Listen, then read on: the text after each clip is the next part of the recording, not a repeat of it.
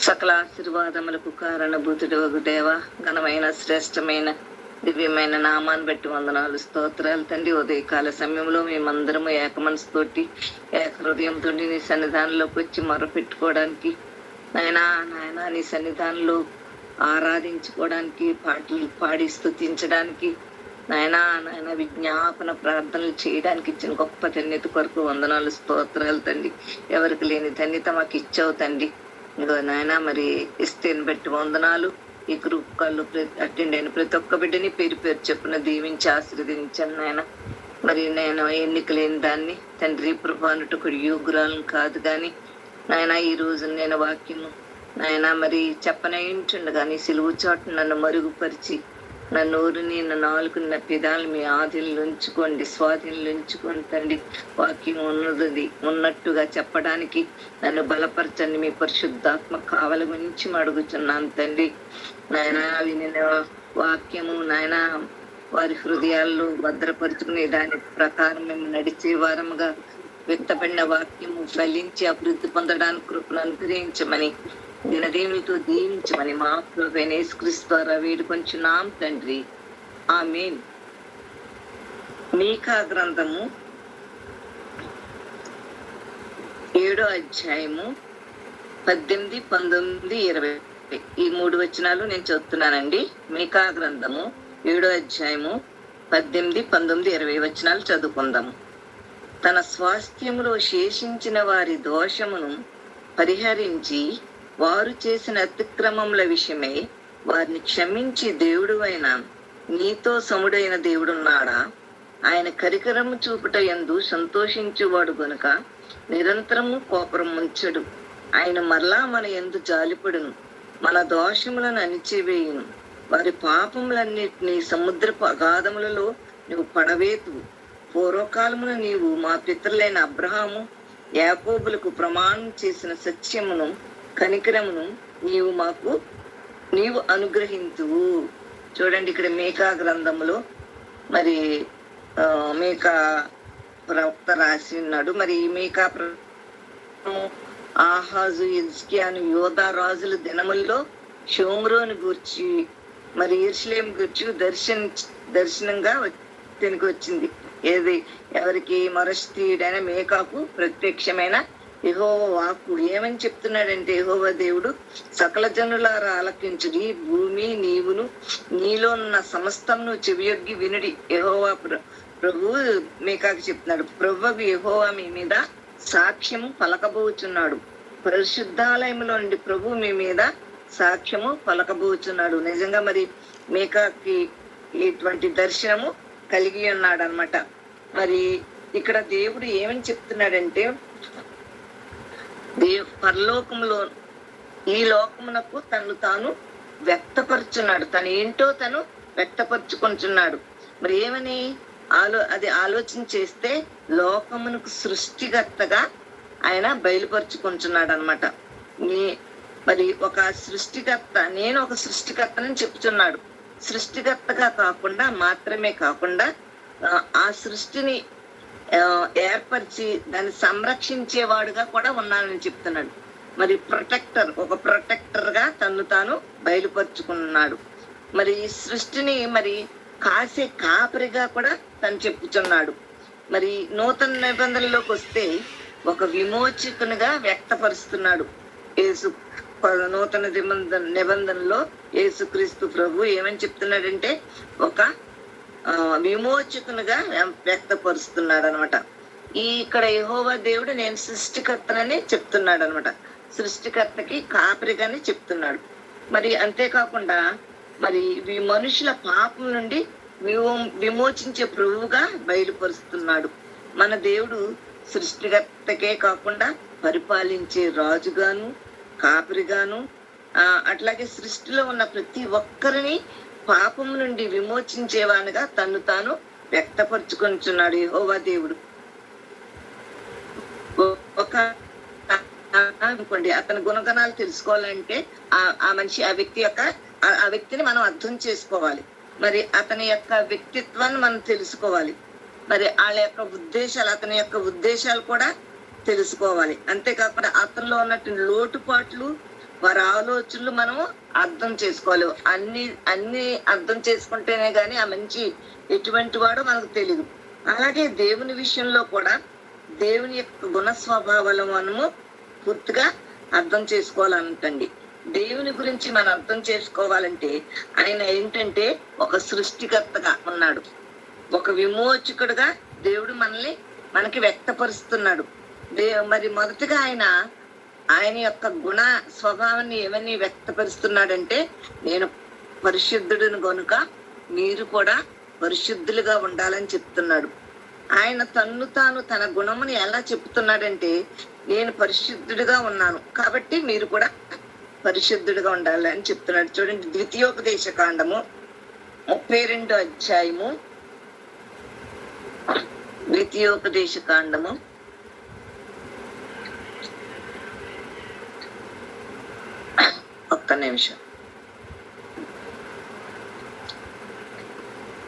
32 అధ్యాయము 4వ వచనంలో చూడండి, ఆయన ఆశ్రయదురముగా ఉన్నాడు, ఆయన కార్యము సంపూర్ణము, ఆయన చర్యలన్నీ న్యాయములు, ఆయన నిర్దోషి అయి నమ్ముకొనదగిన దేవుడు, ఆయన నీతిపరుడు, యథార్థవంతుడు. చూడండి, ఆయన ఎట్లా వ్యక్తపరుస్తున్నాడంటే ఆశ్రయదుర్గంగా కూడా ఉన్నాడు ఆయన. అంతేకాకుండా ఆయన చేసిన పనిని బట్టి సంపూర్ణము, ఆయన కాలం ఎట్లాంటిదంటే సంపూర్ణము. మరి ఆయన చర్యలు, ఆయన చేసే పనులు చర్యలు ఎలాంటి అంటే న్యాయమైనవి అంటండి. చూడండి, ఆయన నిర్దోషి అయి నమ్ముకొనదగిన దేవుడు అంటండి. ఆయన నీతిపరుడు, యథార్థవంతుడని చెప్తున్నాడు. ఇటువంటి దేవుడు మరి మోషే ద్వారా బయలుపరుస్తున్నాడు అనమాట. ఆయన యొక్క గుణ లక్షణాలు మరి వాగ్దానం చేసిన వాడు, నమ్మదగిన వాడు మాత్రమే కాదు, ఆయన మరి ఇంత గొప్ప దేవుణ్ణి మనము కలిగి ఉన్నాం. అట్లాగే 1 యోహాను 4వ అధ్యాయము, యోహాను 1:4వ అధ్యాయము 8వ వచనంలో చూడండి, దేవుడు ప్రేమాస్వరూపి, ప్రేమ లేనివాడు దేవుని ఎరుగడు. చూడండి, ఆయన ఎటువంటి వాడంట, ప్రేమ స్వరూపి, అంతేకాకుండా ప్రేమ లేనివాడు దేవుని. మనం ఎప్పుడైతే మనం ప్రేమ కలిగి, ఆయన ఎలాగైతే ప్రేమ స్వరూపి అయి ఉన్నాడో మనం కూడా అటువంటి ప్రేమ కలిగి ఉంటే మరి దేవుణ్ణి చూడగలం. కాకపోతే దేవుణ్ణి ఎప్పుడైతే ప్రేమ లేకపోతే మనం దేవుణ్ణి ఎరగలేము. చూడండి, ఆయన ప్రేమ ఎటువంటి ప్రేమ.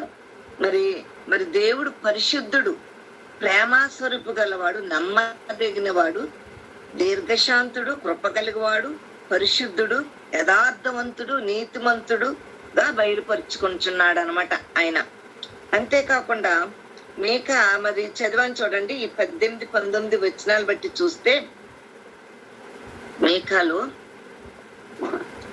18-19 వచనాలు, 7వ అధ్యాయము 18-19 వచనాలు బట్టి చూస్తే, ఇక్కడ మీకా మరి హోషియా నుండి మీకా వరకు ప్రవక్తలు ఉన్నారు.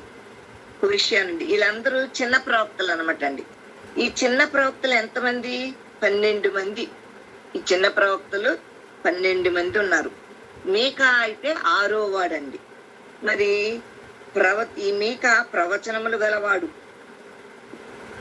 అంతేకాకుండా క్రీస్తు పూర్వము 706 నుంచి 609 సంవత్సరాలలో మీకా గ్రంథము వ్రాసినట్లు ఆధారాలు ఉన్నాయి.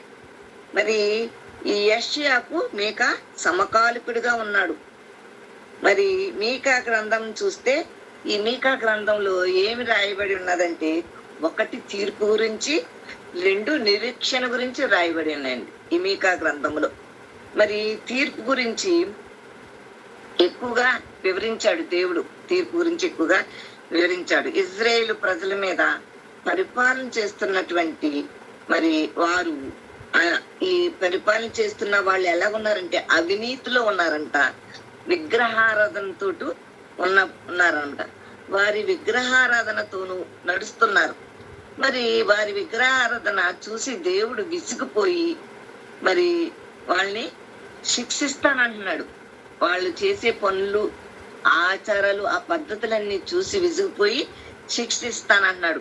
అలాగే మీకా 3:8, 8, 9 వచనాలు బట్టి చూస్తే,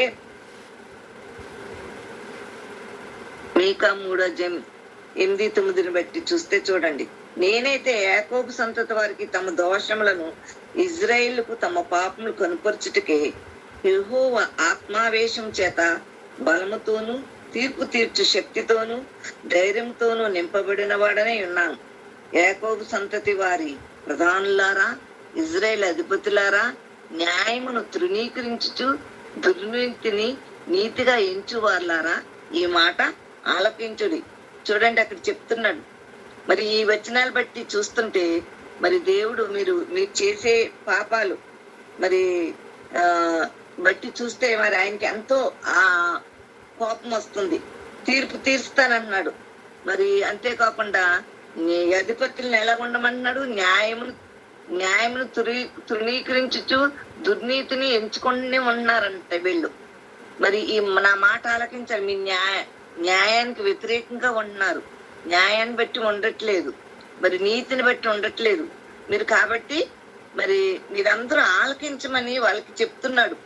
మరి ఈ యొక్క మీకా ద్వారా తీర్పు గురించి చెప్తున్నాడు. తీర్పు గురించి రాశాడు.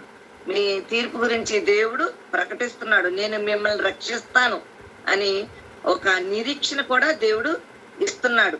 మరి అట్లాగే 18, 19 వచనాలు బట్టి చూస్తే దేవుడు క్షమించేవాడుగా ఉన్నాడు. ఇక్కడ 18, 19 వచనాలు బట్టి చూస్తే ఏమని చెప్తున్నాడు? ఇక్కడ దేవుడు మిమ్మల్ని క్షమించే దేవుడుగా తను తాను బయలుపరుచుకున్నాడు. మీ పాపాలన్నీ పరిహరిస్తానంటున్నాడు. తన ప్రజలను క్షమించే దేవుడుగా ఉన్నానంటున్నాడు.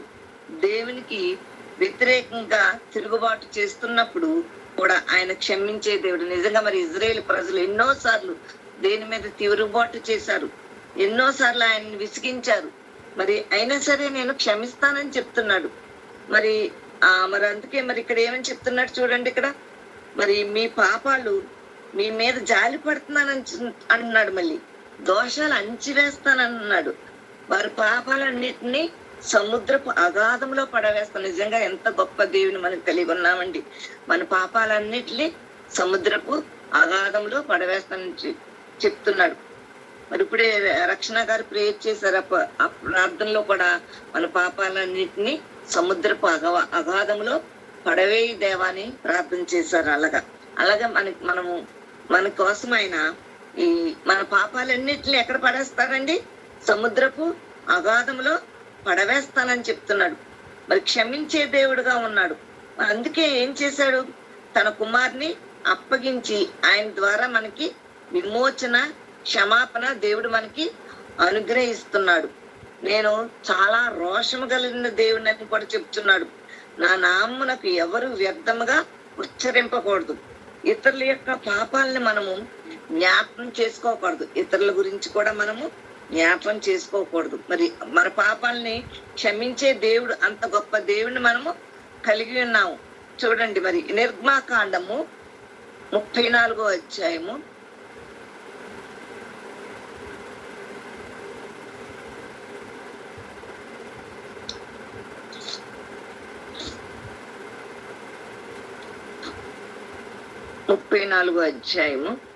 6-7 వచనాలు. అతని ఎదుట యెహోవా అతన్ని దాటి వెళ్చు. యెహోవా కనికరము, దయా, దీర్ఘశాంతము, విస్తారమైన కృపా సత్యములు గల దేవుడైన యెహోవా. చూడండి, యెహోవా కనికరము గలవాడంట, దయ కలిగిన వాడు, దీర్ఘశాంతము కలిగిన వాడు, విస్తారమైన కృపా సత్యాలు, కృప చూపించేవాడు, సత్యములు కలిగిన దేవుడై మన దేవుడైన యెహోవా మనము కలిగి ఉన్నాము. ఇంత క్షమించే దేవుడు మనము కలిగి ఉన్నాం. అలాగే నెహెమ్యా 9వ అధ్యాయం 17వ వచనాన్ని చూద్దామండి. నెహెమ్యా 9వ అధ్యాయము 17వ వచనం. వారు విధేయులవుటకు మనసు లేని వారే తమ మధ్య నీవు చేసిన అద్భుతములను జ్ఞాపకం చేసుకొనక తమ మనసును కఠినపరుచుకుని తాముండి వచ్చిన దాస్యపు దేశం తిరిగి వెళ్ళుటకు ఒక అధికారిని కోరుకుని నీ మీద తిరుగుబాటు చేసిరి. అయితే నీవు క్షమించడకు సిద్ధమైన దేవుడవు, దయావాత్సల్యతలు గల దేవుడవు, దీర్ఘశాంతమును బహు కృపయు గలవాడువై ఉండి వారిని విసర్జింపలేదు. చూడండి, నిజంగా మరి ఇజ్రాయేల్ ప్రజలు ఆయన చేసిన అద్భుతాలు కూడా జ్ఞాపకం చేసుకోకుండా వాళ్ళ మనసులో ఏం చేసుకున్నారంటండి, కఠినపరుచుకున్నారంటండి. మరి దాస్యపు దేశం నుంచి తీసుకుని వచ్చాడు దేవుడు, మరి అయినా సరే అవన్నీ మర్చిపోయారు. కాకపోతే అధికారి కావాలని కోరుకునే వారు యెహోవా దేవుని మీద తిరుగుబాటు చేశారు. అయినా సరే ఏమన్నాడు ఇక్కడ, అయితే నీవు క్షమించుటకు సిద్ధమైన దేవుడవు, దయావాత్సల్యత గలవాడువు, దీర్ఘశాంతమును బహు కృపయు గలవాడునై ఉండి వారిని విసర్జింపలేదంటండి. చూడండి, ఎంత గొప్ప దేవుణ్ణి మనము మరి కలిగి ఉన్నాము. మన యొక్క వ్యక్తిగత జీవితంలో నిజంగా మరి తెలుసో తెలియకో అనేక సార్లు దేవుని మీద తిరుగుబాటు చేసిన వాళ్ళమై ఉంటాం. నిజంగానే మరి మనం ఒకసారి జ్ఞాపం చేసుకుంటే మనం కూడా పాపాలు అలాంటి మనం తిరుగుబాట్లు చేసి ఉంటాం. అయితే ఆయన ఏమన్నాడు, ఇంకా మన మీద ఇంకా కృపా కనికరం చూపించే దేవుడుగా ఉన్నానంటున్నాడు. అనేక మార్లు ఇజ్రాయేల్ ప్రజలు తిరుగుబాట్లు చేసినా సరే వారిని క్షమించే దేవుడుగాను, వారి వంశంలను వారి కుటుంబాలను కూడా దీవిస్తూ ప్రపంచవ్యాప్తంగా వారిని దీవిస్తున్నాడు. ఈ రోజు మనము వ్యక్తిగతంగా మన పాపాలని క్షమించే దేవుడుగా, మరి నీ కొరకు నా కొరకు ప్రాణం పెట్టిన దేవుడుగా మరి ఉంటున్నాడు. చూడండి, అలాగే అపోస్తుల కార్యాలు 9వ అధ్యాయాన్ని బట్టి చూస్తే, ఇక్కడ మనము 9వ అధ్యాయాన్ని మనం అంతా చదవాల్సిన లేదు. ఇక్కడ మరి పౌలు సౌలుగా ఉన్నప్పుడు మరి శిష్యత్వానికి దర్శనమునకును సేవకునుగాను మరి శిష్యత్వంగాను ప్రకటించుకుంటే అపోస్తులుగాను ప్రకటించడం. మరి పౌలుగా మారడం వల్ల తను ఒక సేవకునుగాను శిష్యత్వంగాను ప్రకటించుకొనుట అపోస్తులుగా మారాడు. మరి శిష్యులు 12 మంది శిష్యులు, వీరు యేసు ప్రభు చేత పిలువబడిన వారు. ఈ 12 మంది శిష్యులో ఒక శిష్యుడు మరి తను వేరుపడిపోయాడు. మరి ఒక వ్యక్తి శిష్యత్వం అనుటకు నిదర్శనం. మరి నిజంగా పౌలు గారు ఒక నిదర్శనం.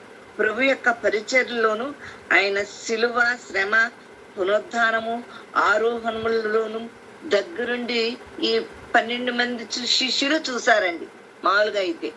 కానీ మరి అవన్నీ వారు వ్యక్తిగతంగా దేవుని యొక్క మరి ఆయన పొందిన శ్రమలు, బాధలు, ఆయన చేసిన అద్భుత కార్యాలు, ఆశ్చర్యకార్యాలు మరి అన్ని వాళ్ళని వ్యక్తిగతంగా అనుభవించారు. కాబట్టి వీరు క్రీస్తు యొక్క శిష్యులని అంటారు అని లోకాన్ని గుర్తించింది కూడా, లోకమంతా గుర్తించి. అయితే పౌలును అపోస్తులుగా ఎందుకు గుర్తించారు? ఆయనతో పాటు పరిచర్యలో నడవలేదు. మరి నిజంగా చెప్పుకోవాలంటే అనుభవం లేదు. కానీ ఆయన మరణ పునరుద్ధానం కూడా ఆయన చూడలేదు. మరి అవన్నీ తన ఎరగడు. కానీ మరి దానికి నిదర్శనంగా 9వ అధ్యాయంలో అపోస్తులుగా పిలువబడినాడు. మరి పౌలుగా మారటం ద్వారా జీవితాలను మార్చే దేవుడుగా ఉన్నాడు. నిజంగా మరి సౌలు ఎంత హింసకుడుగా, క్రూరుడుగా, మరి అందరినీ చంపేవాడుగా మరి ఉన్న మరి సౌలుని పౌలుగా దేవుడు ఎట్లా మార్చాడో చూడండి. జీవితాలని మరి మార్చే దేవుడుగా, క్షమించే దేవుడు. అలాంటి తను చేసిన మరణకాండాన్ని కూడా దేవుడు క్షమించాడు. మరి నూతనమైన జీవితాలని తనకి ఇచ్చాడు.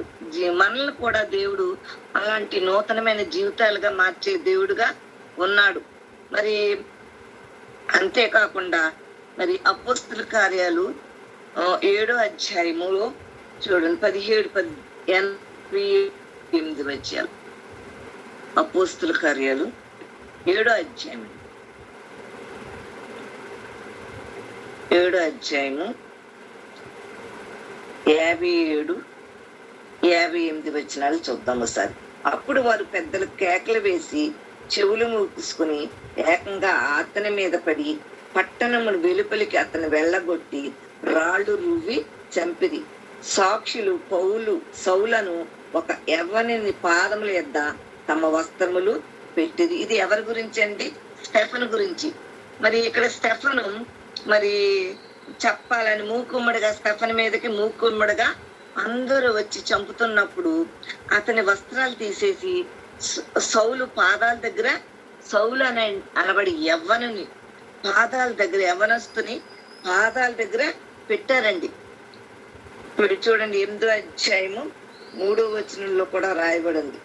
సౌలు అయితే ఇంటింటా చొచ్చి పురుషులను స్త్రీలను ఈడ్చును పోయి చెరసాల్లో పెంచి సంఘాలు పాడు చేస్తున్నాడు. అటువంటి టైంలోనండి, అటువంటి టైంలో ఈ స్టెఫన్ ని మరి అందరూ వచ్చి చంపుతున్నప్పుడు ఆ స్టెఫన్ యొక్క వస్త్రాలు తీసుకొచ్చి ఈ యవనస్తుడైన సౌలు పాదాల దగ్గర పెట్టారంట.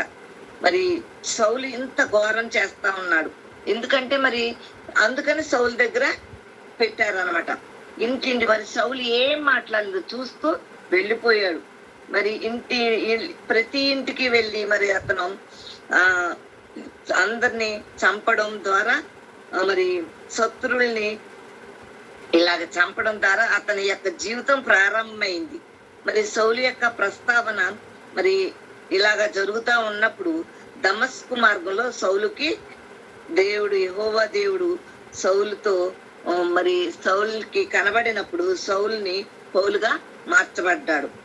మరి అలాగా ఆయన మన జీవితాలను కూడా మార్చే దేవుడుగా ఉన్నాడు మనల్ని. మరి పౌలు యొక్క మరి సంఘ విస్తరణ క్రమంలో మరి పాటుపడ్డాడు. క్రైస్తవ సంఘాలకు సువార్తికునిగా, సేవకునిగా, సాక్షిగా నిలబడ్డాడు. ఏ వ్యక్తి అయితే క్రీస్తుని ద్వేషించాడు, నిజంగా మరి సౌలు మరి ఎంతమంది క్రైస్తవుల్ని ద్వేషించాడు, వాళ్ళని శిక్షించాడు, చంపాడు. అటువంటి సౌలుని మరి క్రీస్తు ప్రభు మరి ఆయన వార్తను ప్రకటించేవాడుగా మరి ఏర్పాటు చేసుకున్నాడు. అప్పుడు ఏమంటున్నాడు, నేను క్రీస్తుని పోలి నడుచుకుంటున్నాను అని గొప్ప సాక్ష్యం చెప్పాడు. మరి ఎంత క్రైస్తవులను ద్వేషించాడు, చంపాడు, వధించాడు, హింసించాడు, మరి ఈడ్చుకి వెళ్ళిపోయాడు. అటువంటి సౌలుని పౌలుగా దేవుడు మార్చుకున్నాడు. తన మరి సాక్ష్యం, ఇది ఒక గొప్ప సాక్ష్యం నిజంగా. మరి నేను క్రీస్తుని పోలి నడుచుకుంటున్నాను కాబట్టి మీరు కూడా నన్ను పోలి నడుచుకోమని చెప్తున్నాడు. అంత గొప్ప సాక్ష్యం. మరి కాబట్టి దేవుడు అనుకుంటే ఎంతటి వారినైనా మార్చగలవాడు. మరి ఎంతటి కఠినాత్ములైనా మార్చగల దేవుడును మనం కలిగి ఉన్నాము. దేవుని పరిచర్య మరి చేసేవాడుగా ఉన్నాడు. క్రీస్తు చేత పట్టనబడిన వాడే తన జీవితాన్ని మార్చుకున్నాడు. ఆయన జీవితం ఒక లక్ష్యంగా మార్చబడింది. అలాగే అపోస్తుల కార్యాలు 9వ అధ్యాయము 16వ వచనాన్ని బట్టి చూస్తే, ఇతడు నా నామం కొరకు ఎన్ని శ్రమలను అనుభవింపవలెనో నేను ఇతనికి చూపిదునని అతనితో చెప్పాను. చూడండి ఇక్కడ మరి పౌలు ఎవరినైతే హింసించుట కొరకై పూనుకున్నాడో ఆయనే పడ్డాడు. పౌలు ఒక సేవకునిగా, సాక్షిగా, సువార్తగా మార్చబడ్డాడు. దేవుడు నిజంగా మరి ప్రారంభంలోనే మరి అంటే సముద్ర ఒడ్డున ఉన్న జాలర్లని మనుషులు పట్టు జాలర్లుగా మార్చాడు. వాళ్ళు అలాగా మార్చబడ్డారు. మరి పాపుల్ని పరిశుద్ధులుగా మార్చే దేవుడు. మరి ఇప్పుడే ఏమన్నాడు పౌలు, ఏమన్నాడు? ఇప్పుడే గురి యొద్దకు పరిగెత్తుచున్నానని పౌలు అంటున్నాడు. అలాగే లూకా 15వ అధ్యాయము 1వ వచనాన్ని బట్టి చూస్తే చూడండి, ఒకప్పుడు సమస్తమైన సుంకరులను పాపులను ఆయన బోధ వినుటకు ఆయన వద్దకు దగ్గరకు వచ్చుచున్నారంట. చూడండి మరి ఆయన ఆయన మరి చూడండి మరి వాక్యాన్ని చెప్పడానికి ఆయన మరి అందరి దగ్గరికి వెళ్తుంటే ఆయనతో పాటు ఎవరు వచ్చేవారంటండి? సుంకరులను పాపులను కూడా వచ్చేవారు. మరి వాళ్ళతోటి కూడా భోజనము చేస్తుండేవాడు. ఇది పరిసరులు శాస్త్రులు చాలా ఏంటినా పాపులతోటి భోజనాలు చేస్తున్నాడు, సుంకరులతోటి భోజనం చేస్తున్నాడు, వాళ్ళు పాపులు కదా వాళ్ళతోటి భోజనం చేస్తున్నాడు ఈయన అని సుంకరులు పరిసరులు అనుకునేవారు. మరి అలాగే మరి ఇక్కడ ఈ అధ్యాయంలో మనకి ఏం చెప్పబడిందంటే మరి తప్పిపోయిన కుమారుడు గురించి ఏంటది నాణ్యము గురించి, పడిపోయిన నాణ్యం గురించి, తప్పిపోయిన గొర్రె పిల్ల గురించి మరి చెప్పబడి ఉంది. ఈ నా కుమారుడు చనిపోయి మరలా వచ్చింది. చూడండి, తప్పిపోయిన కుమారుడు గురించి మరి తండ్రి ఏమంటున్నాడు? ఈ నా కుమారుడు చనిపోయి మరలా వచ్చాను. తిరిగి వచ్చిన కుమారుని హక్కును చేర్చుకున్నాడు తండ్రి. మరి నా ఆస్తి నాకు ఇచ్చేని తీసుకుని వెళ్ళిపోయాడు కుమారుడు. మరి అలాంటి కుమారుడు తను మరలా తిరిగి తన పశ్చాత్తాపడి దేవుని దగ్గర తను మరి తండ్రి దగ్గర పశ్చాత్తాపడి తన మనసులో ఉన్న బాధ చెప్పుకోవడానికని తిరిగి మరి తండ్రి దగ్గరకు వస్తాడు. తండ్రి దగ్గరకు వచ్చినప్పుడు తండ్రి ఏమన్నా మరి కుమారుని హక్కున చేర్చుకున్నాడండి. మరి పనికి రాని కుమారుడుగా వచ్చాడు. మరి అటువంటి వాణ్ణి తను చేర్చుకున్నాడు. చనిపోయి తిరిగి వచ్చాడు. మరి నిజంగానే ఎటువంటి పరిస్థితుల్లో ఉన్నవాడు మరి చనిపోయి తిరిగి వచ్చాడు.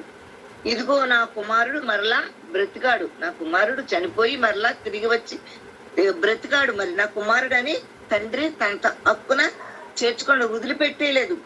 అలాగే లూకా 15వ అధ్యాయము 24వ వచనంలో చూస్తే ఈ నా కుమారుడు చనిపోయి మరలా బ్రతికెను, తప్పిపోయి దొరికినని చెప్పాను. అంతటా వారందరూ సంతోషపడరు. చూడండి, అలాగే తప్పిపోయిన గొర్రె పిల్ల దొరికినప్పుడు అతను వచ్చి అందరితోటి చెప్పుకొని నా గొర్రె పిల్ల తప్పిపోయింది దొరికిందని అందరితో చెప్పుకొని సంతోషించాడు. అలాగే మరి పడిపోయిన నాణ్యం గురించి కూడా తనందరితోటి చెప్పుకుని నా నాణ్యం పడిపోయింది దొరికింది అని తను కూడా అందరితోటి పక్క వారితో చెప్పి సంతోషించింది. అట్లాగే మరి ఈ తప్పిపోయిన కుమారుడు కూడా మరి తన ఆస్తి తీసుకొని దూరదేశం వెళ్ళిపోయి తను ఎంతో మరి తప్పిపోయిన కుమారుడిగా తను పశ్చాత్తాపడి తండ్రి దగ్గరికి వచ్చి తన పాపాలు ఒప్పుకున్నాడు. తన పాపాలు ఎప్పుడైతే ఒప్పుకున్నాడు, ఇక్కడ మరి మన దేవుడు ఎలాంటి దేవుడు అండి? కనికరము గల దేవుడు. కుమారుని మరి ఎప్పుడైతే కుమారుని అంత దూరం నుంచి చూసి తండ్రి పరిగెత్తుకుంటా కుమారుని దగ్గరికి వెళ్ళి హక్కున చేర్చుకున్నాడు. మరి అలాగే మనం కూడా మన పరమ తండ్రి దగ్గరికి మనం అలాగే మన పాపాలు ఒప్పుకుని ఆయన దగ్గరికి మనం వెళ్తే ఆయన కూడా మనల్ని హక్కున చేర్చుకునే దేవుడు అండి. ఇర్మియా 3వ అధ్యాయము 12వ వచనాన్ని బట్టి చూస్తే ఇర్మియా 3వ అధ్యాయము 12. నీవు వెళ్ళి ఉత్తర దిక్కున ఈ మాటలు ప్రకటింపుము, ద్రోహినేనగు ఇజ్రాయేలు తిరుగురము, ఇదే యెహోవాకు, నీ మీద నా కోపము పడనీయను, నేను కృపగలవాడను గనుక నేను ఎల్లప్పుడూ కోపించువాడను కాను, ఇదే యెహోవా వాక్కు. చూడండి, ఇక్కడ మరి ఇజ్రాయేల్ ప్రజలకి చెప్తున్నాడు, మరి ఓ ఇజ్రాయేల్లారా మీరు తిరిగి రండి, మీ మీద నేను కోపం ఉంచుకొని నేను నా కోపాన్ని మీ మీద పడనీనని చెప్తున్నాడు. అంతేకాకుండా కృపగలవాడిని కూడా చెప్తున్నాడు. మరి ఇక్కడ కుమారుని ఎలాగైతే తండ్రి హత్తుకుని తన మెడ మీద పడి ముద్దు పెట్టుకున్నాడు, అలాగే నేను ముద్దు పెట్టుకుని మిమ్మల్ని హత్తుకుని